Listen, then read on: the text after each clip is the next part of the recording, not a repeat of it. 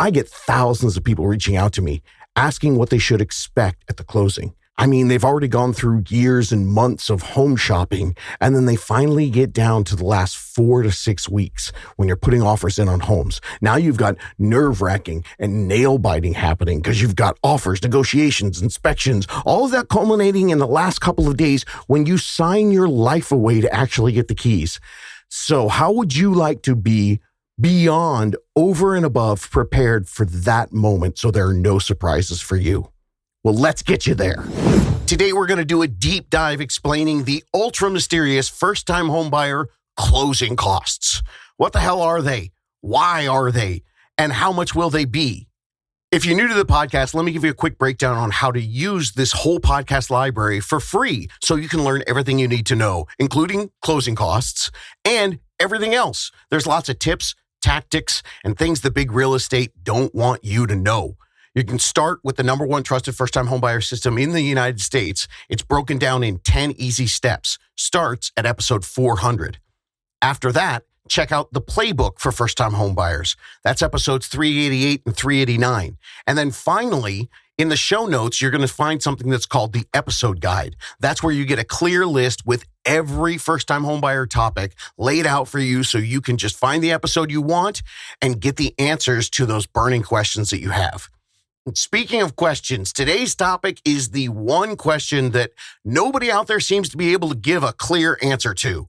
What the hell are closing costs? And will somebody please explain how I can find a specific number so that I can figure out how to plan to pay for it? Back in March of 2025, I did the latest version of the answers to these crazy, perplexing questions. Today, you're going to get a replay to give you some freaking clarity on this befuddling issue.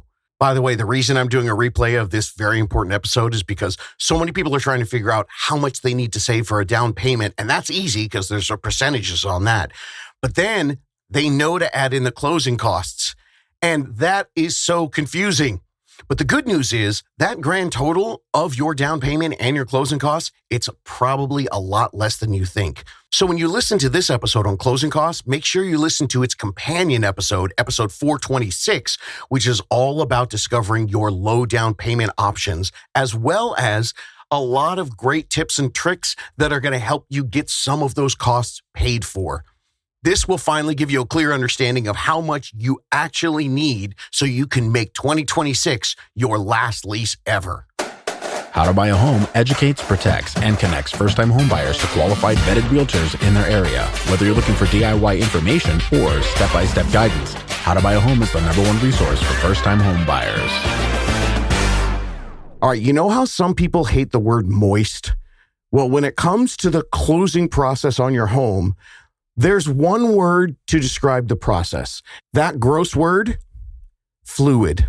Closing on a home is fluid. Remember that, because everything is fluid. From the closing costs that you're going to pay to the actual date that you close on the home, it's all fluid.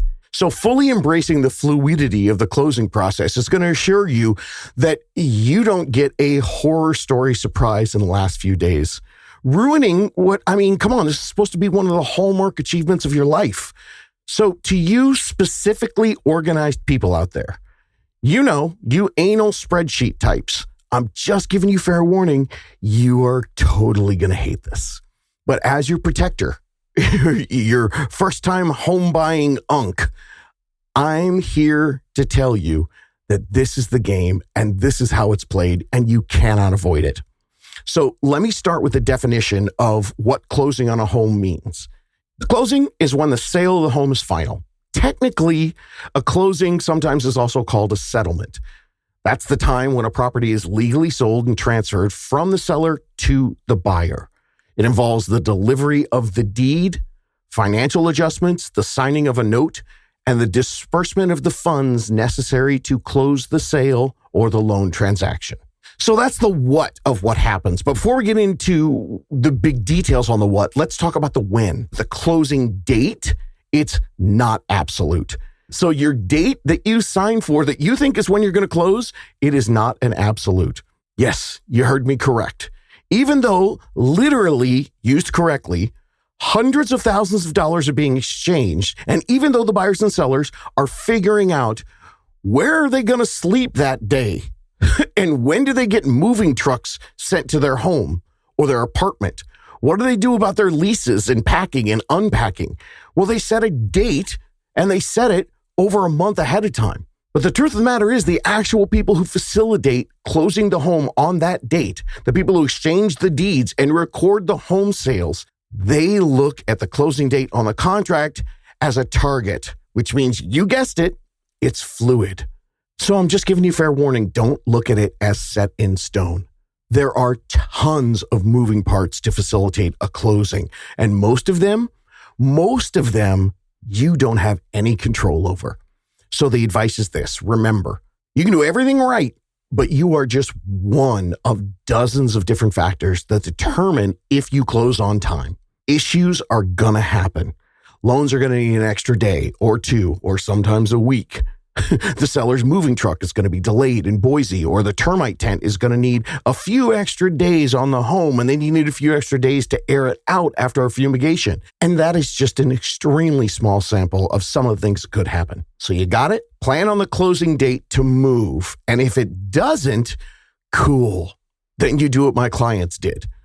They had extra time built in. And when they found out that they did officially close on time, they met me at the home.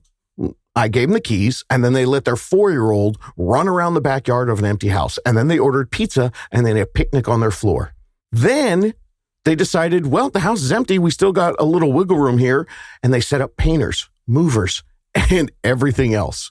Now, if you're so tight on the purchase that you can't factor in a week of overlap between the two places that you've got, to give yourself a safety cushion, maybe you're too tight on a purchase this big anyway. It's a little harsh, but I told you I'm going to deal in facts. Make sure you can afford that space. Okay, what are your action steps so that you can avoid any nightmare situation? What are the things that you can control on your end to make sure that at least you are not going to be the reason for the holdup in a closing? First up, don't ever plan your lease to end on the day before your closing. And don't ever have your last day in your apartment be the same day that you're supposed to get the keys to your new home. Have at least a week of overlap. And in fact, I often recommend at least 2 weeks. Now, if you know this fact 6 months or a year before you're ready to begin your home shopping, well, then you can financially prepare for this and put that into your budget. This crossover time or the buffer time, the overlap time, 2 weeks of that, it makes for a far less painful moving in experience. So plan that overlap. There are hundreds of things that could delay that date. So you'll need that overlap. Have a nice crossover. That way, your living situation is all set, and for sure you won't be homeless. Remember, it's fluid. Never count on the closing date as a sure thing. And don't plan a party the day that you're expected to get your keys. And don't have your parents fly in to meet you on an expected day and assume that that day is going to work. And don't order a moving truck and have all your belongings packed away unless you can cover a little extra time. And don't drive cross town or cross country expecting that for sure you're going to have a place to sleep when you get there. Another little tip is make sure that you put all the utilities in your name at least a week before your scheduled moving date. And I do ask you to budget for this too. Oftentimes, the seller might move out early, and you know what they do? They turn off the utilities. And I've been doing this long enough to see some tight-ass frugal buyer decide they're not going to change utilities in their name until the very last day, all just to save a few bucks. Only to find out that the sellers were even more of a tight-ass than they were, and they moved out early and turned off the utilities the night before. Now, yeah, I'm going to tell you to over-prepare and be ready for anything. But I can tell you this, quite often, sometimes the fluidity of the situation, it works in your favor. A lot of times, we close early before the original agreed-upon closing date. And when that happens, guess what? Yep, the sellers are going to turn off the utilities. Trust me on this one, gang. Sometimes the reconnect fees, They're hundreds of dollars, and they can take a full week to get things turned on. And you're going to wish that you'd spent the 84 cents a day for that damn water bill. Okay, next up, here's a big tip to help you avoid the crushing and all too common denial of your loan, which sometimes happens just days before the closing. Now, wait a minute. Maybe you're thinking, what? David, how can that be true? Surely a buyer has to have a full loan approval to even enter the contract 30 days earlier. Yes, you're right about that. But when it goes through underwriting, that loan approval can get overturned and denied just before your closing, and the buyers are crushed. It's the worst nightmare ever. So one thing to keep in mind about the closing is that most people, when they're buying a home, they're stretching their loan approval as far as it can go, which means there's no room for any changes, no wiggle room for any new items on your debt sheet, anything that could change your DTI. I mean, even little purchases while you're under contract could truly upend your DTI, and your loan approval can turn into a loan denial. And then you cancel the purchase, which in some cases means you might even lose your deposit. And this can happen as close to the closing as a day before you're supposed to get the keys. So the rule is this: do not do anything financial while you're seriously shopping for a home, and especially while you're under contract for a home, without talking to your lender first to see how those purchases or changes in your finances will affect your loan approval. Period. The end curtain. I mean, don't even add a new streaming service without calling your lender. That is the rule. Period. The end curtain. Don't apply for a credit card. Don't apply for a furniture card, which a lot of people like to do because they're getting excited. And don't apply for a loan of any kind, especially while you're under contract. Don't purchase or agree to purchase anything with an existing credit card or even with cash. Don't charge a vacation. Don't buy a new car. And don't buy anything out of the ordinary when you're in the process of buying a home. Don't pre-buy anything for the home, the furniture, the appliances, and that means your fridge, your washer and dryer. Don't buy paint, and don't buy anything beyond groceries and gas without talking to your lender first. This is all for your protection. I don't want you to have that horrible horror story of getting denied just days before the closing. And here's a little bonus tip on that. This extends to when you close. Now, you're going to sign the loan documents a couple days before you close, and a lot of people feel like that's the closing. They sign the documents, but that's not the closing. It could be 24, 48, 72 hours between the time you sign and you actually record with the county. And if one of these weird purchases changes your DTI and you get unapproved, denied, well, doesn't matter that you've signed the documents, they can still cancel. The documents have to be processed and funded. So no matter what, call your lender first, anything money, when you're in a deal. Okay, next up, let's talk the money, the closing costs. Closing costs are absolutely the most confusing part of real estate. I'm telling you, this I've seen for 2 decades. And you, my anal specific planners, you spreadsheet lovers, this is going to make your brain hurt. You cannot and you will not get a good answer on this. No matter how many people you talk to and no matter how much research you do, it is never going to be specific. So you can't bring that to the table. It is never going to be specific. They can't tell you exactly how much your closing costs are going to be. In fact, you don't get a real number until you are fully committed, under contract, do your inspection, do your appraisal, and you're just days before you close. That's the only time when you're buying a home, you get the actual specific down to the dollar number of your closing costs. So let that sink in. Now, let me be the voice of reason in what obviously is a totally unreasonable system. It doesn't make sense. And everyone tells you while you're preparing to buy a home, hey, once you get your down payment figured out, you got to save for that. And you're like, cool, that's exact. Or close to exact, because you can do, I want to do 3% or 5% on a $400,000 home. Now, you know, if you go to a $425,000 home, that number is going to change. But even then, once you get a price, you know exactly how much it's going to be. On the flip side, when you ask them about closing costs, you get an estimated answer with a huge spread, a giant difference. Sometimes a spread as much as $3,000, $5,000, or even $10,000, depending on the price of the home that you're purchasing.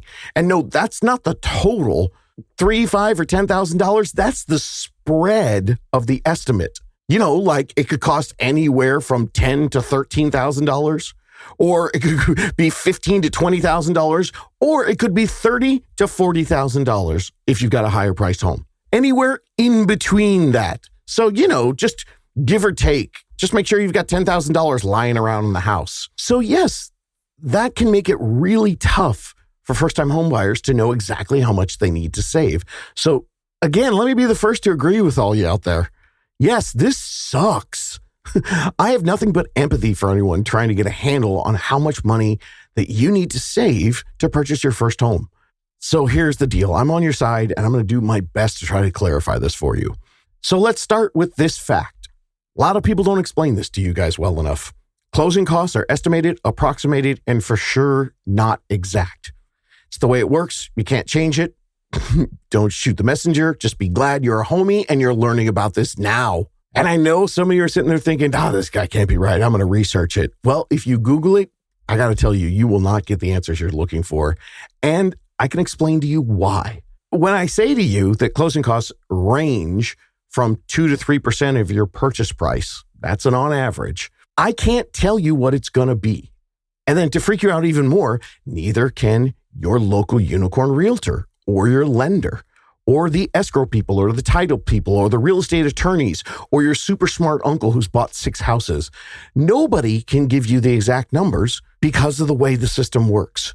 And you don't get those numbers, the final closing exact amount due, until you're very close to the closing date. Already on a contract for a long time, you don't get it until like days before you're supposed to close. So yes, your perfect spreadsheet, it's going to have one giant question mark line item, and it's probably one of the biggest line items on your sheet. So let's take a look at how this ambiguous number gets broken down. I'm only giving you the generic overview. You will find out as you hear all about this that the only way to feel comfortable with this is to have a local expert real estate support team, someone who is unicorn-like or a unicorn themselves. All right, here's the breakdown. First, you have money out during the process of buying a home before you calculate your closing costs, which, as a reminder, are tabulated just days before the closing. So this money out is money due in order to go through the process, but it's not considered to be part of what they call your closing costs. It's money that you pay out before the closing, starting the day that you have an offer accepted. In most states and provinces, you have to put down an earnest money deposit. It's also known as a good faith deposit. In some states like North Carolina, they also have a due diligence fee. And oftentimes that is non-refundable fee that allows the buyer to back out at any time during the due diligence period. So again, check with your local unicorn to get your state laws. Also, the amount of this earnest money deposit, that is going to vary from area to area. In a non-competitive market, I know sometimes people put anywhere from 1% to 2% down, but like in California, when it's competitive, you best be putting down the maximum, which is 3% in California. So this deposit is money that you have to put out. The good news is you just take it from your down payment fund. It's earmarked to be added to the down payment when you officially decide to purchase the home after your inspections and the appraisal. So technically it's not a closing cost, but it is money that you need to be prepared to put out once your offer gets accepted. That money is not your closing cost. It's the first installment of your total down payment. Now, next up are a couple of fees that you pay during your contract period that, again, are not part of your closing costs. But chronologically, these happen next. Considering the fact it's money coming out of your pocket and a fee you have to pay, I want to make sure you know about it. Since I can't give you the exact number on your closing costs, at least I can let you know these other things are happening, and they're not closing costs. It could be anywhere from, could be around $1,000 to $2,000 or $3,000. You've got 2 non-refundable fees that happen during your due diligence, contingency, buyer beware, inspection period. You know, that time when you can still back out of the deal and get back your earnest money deposit. These 2 things, most of the time you're going to end up doing, and they're non-refundable. You can't get the money back on these. So you need this cash during the contract period. They're your inspection fees and your appraisal fees. These particular exact fees can vary. Your home inspection, which is a general home inspection, it could be anywhere from $500 to $900 depending on the size of your home. And if you want to get a sewer inspection with your general inspection, that can be anywhere from $200 to $300. Anything for extra detailed inspections, like if you do the general inspection, you find out you need to get deeper into like your septic, your geological information, surveys on the property, or a detailed roof or foundation or plumbing or electrical inspection.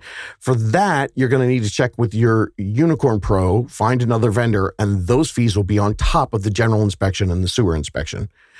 Most people in California, they do a general inspection and a sewer. And if the general calls for more detailed inspections, they'll do them. But a lot of times that ends up being exactly what they need. And the second money that you pay out of pocket before you get to your closing costs that's non-refundable, even if you bail on the deal, that's your appraisal fee. Appraisals work to anybody that needs to use a loan to buy a home. And since most of you do, you're going to need that appraisal.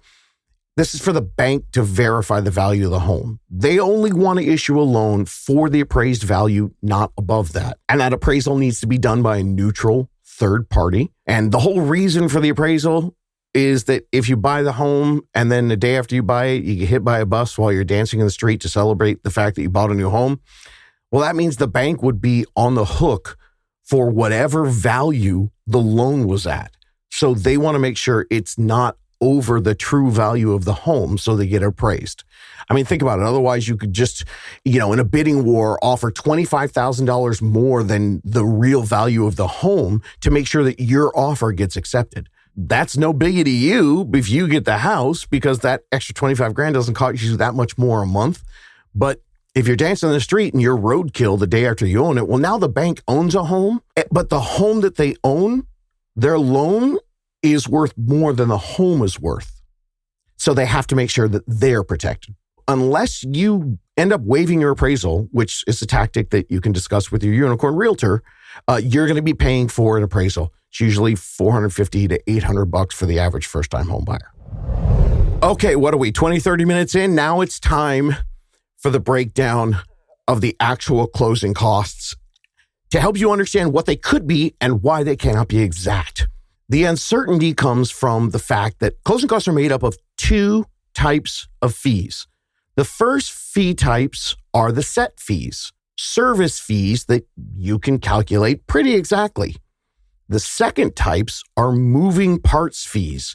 On top of that, they're different in every state and different depending on exactly the day that you close, because they're related to calendar events. The set fees are called non-recurring closing costs, and the ones that vary based on your state and the date of when you close, those are called recurring costs.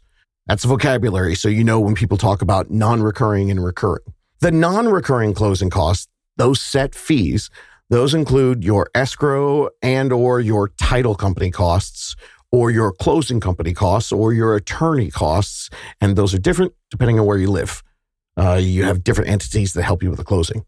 Now, you're also going to have your loan costs and your lender fees and any other upfront loan fees, depending on the specific type of loan product or the options that you choose.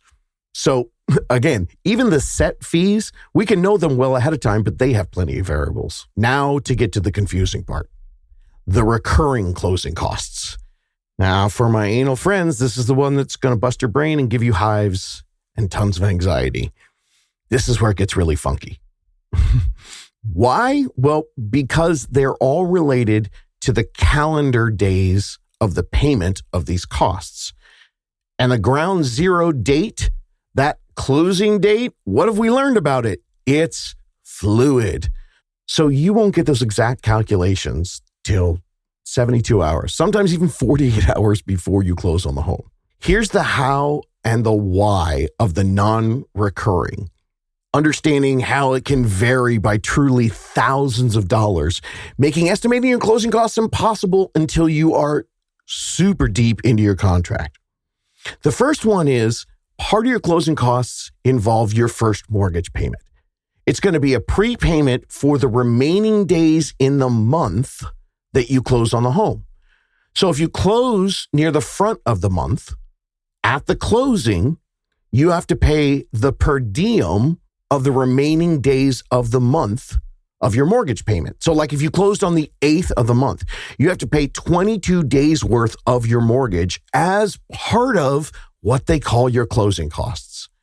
Now, how on earth can everybody get an estimate on their closing costs if a portion of your payment is how many days till the end of the month? Someone closes on the 8th, it's going to be wildly different to someone who closes on the 28th. I mean, imagine that your mortgage is $5,000 or even $3,000. Well, 22 days worth of $3,000 is a lot of money versus 2 days of $3,000. So that's why there could be a huge swing into the thousands. And especially you have to keep an eye on it, because what if you're set for the 28th and because the closing dates are fluid, you end up moving to the 4th or the 5th of the next month because there's a problem with the loan, or there's a problem with the seller selling their house, or there's a problem with the moving truck. And because we know closing dates are fluid, this is why. So that's the big one, the mortgage payment. That's a recurring cost. But truly, that's just the beginning, because there are other things that you're continually going to have to pay, like your HOA dues or homeowners insurance. And with those things, in some places, it's 6 months prepaid as part of your closing costs. And sometimes it can be up to a year. Now, that's definitely going to up your total that you owe with what they call your closing costs. And, you don't get those numbers until you're under contract. So we can't figure it out 3 months, 2 months, even a month before you start putting offers on homes. And then when it comes to the city fees, some of those have to be prepaid, and that can be something different. Only you can know when you're working with someone who's already done a lot of these with the city and get those exact numbers for you. And then we come to another biggie, the taxes. Taxes could be a gigantic swing in how much money you owe. And it depends on where you land on the tax payment calendar. This isn't, days of the month. This is by months of the year. So you have to prepay some of your property taxes, and it's different for every state. And that's different depending on the day that you close. This could be super huge if you're in a state where you have to pay multiple months of taxes before you close on the home, or not so bad if you're closing in a month where you only have to pay 1 month's worth of taxes in order to transfer the property to you or close on the home. This difference in when you buy the home could be the difference in thousands, sometimes tens of thousands of dollars for your total closing costs. And again, all of those fees can't be calculated until you have the exact calendar day that you're going to close on the home and record with your local county, and that day's fluid. So in summary, closing costs are estimated, approximated, and for sure not exact. Oh, and wait a minute. I forgot. I didn't even mention something else that I covered back in episode 87. There are 50 states and 3,143 counties in the United States, and they all have different ways to conduct and calculate what is needed for what they call the conveyance of a property, which is a fancy word for giving you the title of the home so you own it. So in each area, the fees vary, and it depends on who you need to facilitate that conveyance of the property in your specific state and county. So yet again, another reason why you need a super rad and bitchin' unicorn team to help you with your closing, because there's no generic answers on closings, as the fees not only vary because of the calendar date, but they vary from region to region. I read through the conveyance practices in all 50 states, and it's mind-boggling at how different it is all over the place. California people can't even agree on a single way to conduct a real estate transaction in the state. It's totally different in Northern California versus Southern California. And within our own state, it varies wildly from county to county. So depending on exactly where you are buying a home, there could be fees for escrow companies, closing companies, title companies, attorneys, document and transfer fees, tax transfer fees, and title insurance premiums. Now, sometimes the buyer and seller split the closing cost 50-50. In some places, it's 75-25, some in favor of the buyer, some in favor of the seller. And in many places, it's a standard practice that each person, the buyer and the seller, pay their own closing costs. There is some good news about closing costs for you. Here in 2025, it just came out here at the end of May that 50% of the sellers right now are offering what we call concessions. Most of the time, that's in the form of a credit from their profits of their sale, and they give a cash credit to you, the buyer. Most all the time, this is commonly used to cover your closing costs. And that way, it's just you get money from them and you keep that cash in your pocket. And that can help with the new mortgage payment going down the line, or you can do some repairs for items that you notated when you did the inspection on the home and told the seller about them. Or maybe you can use that cash to do some new upgrades on your home. So make sure you have a super bitchin' unicorn real estate team to write that offer and see if you can get a concession for yourself. They've done this before, they know the drill, and they can help you get the best deal. And of course, when it comes to these gosh darn closing costs, look, no one can get it perfect, but when you're working with the experienced team, they can give you the closest estimate. And be ready, be flexible. Now, let me give you a few more things about the act of the closing when you get to it. It's just a brief preview, so when you get to these things, you'll have heard about it at least once.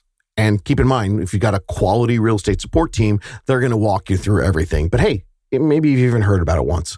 The closing disclosure. Now, this comes a few days before you close. Sometimes it's known as a CD, a closing disclosure.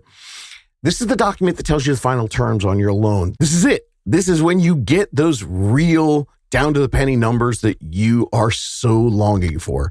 It's a required 5-page form that provides final details about the mortgage loan that you've selected, including the loan terms, the closing costs, your projected monthly payment, and how much you got to pay in fees and other costs to get your mortgage. So this comes from the lender. The lender is legally required to give it to you, and they give you at least 3 days to review the entire closing disclosure before you sign the loan. But remember, you sign the loan just a couple of days before you close. So this time, when you actually get it, it's about 5 days before you close is when you finally get the number you've been waiting for. And keep in mind, at that point, you've already negotiated and got accepted on the home. You've been under contract for like 3 or 4 weeks. You've done your inspection and your appraisal, done, paid for. You've got boxes packed. And this moment, this is when you finally get the accurate number on your closing costs. And then to make it even more messy, since the closing dates are fluid, as we've talked about, even though they send you the CD, if it moves a day or two, those numbers change. Even from that closing disclosure, final end-all be-all document. The good news is if it just changes a day or two, it only changes as much as the daily per diem for each item, which usually doesn't amount to that much. For you accuracy freaks, this is not going to make you happy. But this is the way it works with a fluid transaction that's calculated down to the penny for those daily costs. Okay, the next thing is a huge warning. I want you to hear this now. Keep it in the back of your mind. And hopefully, as you get close to closing, you're going to get this warning multiple times. This is about wiring money. This is monumentally important in the new world of electronic money. When you get close to the closing, you're going to need to give them money to buy the house. Most closing companies don't take a bag of cash. So most of the time you end up wiring the money, right? This is the biggest money wire of your entire life. And it's going to be sent to the banks. And it's going to be crucial that you do so in a timely manner. So the scammers, they know that.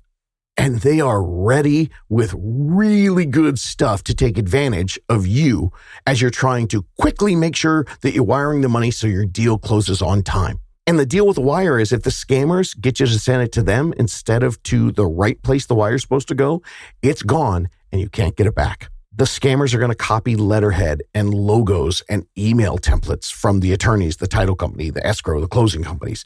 They're going to make up email addresses that look official. They're even going to put new phone numbers at the bottom for you to call, and they're going to answer it and sound official. What do? You avoid these scams by calling the people that you've been working with for the last 30 days and get them to verify the wires. That's just a little bonus. Keep that in mind. There it is, homies. The comprehensive total, everything you ever wanted to know about closing, and everything that is always going to piss you off because you can't get a definitive answer on closing costs. But now that you know, you won't be as pissed. What's the answer? Overestimate, oversave, be ready to go. A lot of times, and I mean a lot of times, these things work out okay. In fact, if you're using Unicorn Team, they tend to work out really well. Maybe a closing happens early. Maybe the lender figures out a way to save some money. Maybe you figure out that if you want to close on a different date, you might ask the seller if they do it, and they do it. Maybe that saves you $1,000 in your closing costs because of those recurring closing costs. So get the right team, get the right people, make sure you've got other experienced people walking you through this, because I've been doing this 20 years. I've been on the microphone for 6 years now, and I still can't give you an exact answer. And that's just the way it is. So know it, be ready, and you'll be able to find the little wins in there because you're prepared for it. If you want to grab your own team and get this started, go to howtobuyahome.com. This talk about the closing is great. It's optimistic. It's exciting. But you can't get to the closing until you start the planning. So jump on howtobuyahome.com. You can even just ask me a question there, and I can help guide you in the correct way to get started. We're really excited that even though the market is kind of rough right now in 2025, we're seeing thousands of first-time home buyers come through and get their plan started. Sure, I can tell you all the stories about the people who closed on the home, but I'm right now more excited about the people who are starting their plans. Don't wait. There's too much for you to learn if you're thinking, well, I want to learn it all before I call somebody. Did you just hear this podcast? There is so much that entails the process of buying a home. There's no way you're ever going to learn it all where you're going to feel confident to move forward. So grab your team. Let them make you feel confident. And if they're a good team, if you tell them you don't know enough right now and you want to put on the brakes, they're going to be fine with that. Work smart, get your information, and homies, you can do this. Looking for more DIY education or your own personal step-by-step guidance through the home buying journey? Since 2019, How to Buy a Home has been the #1 resource for first-time home buyers. So visit howtobuyahome.com to get started.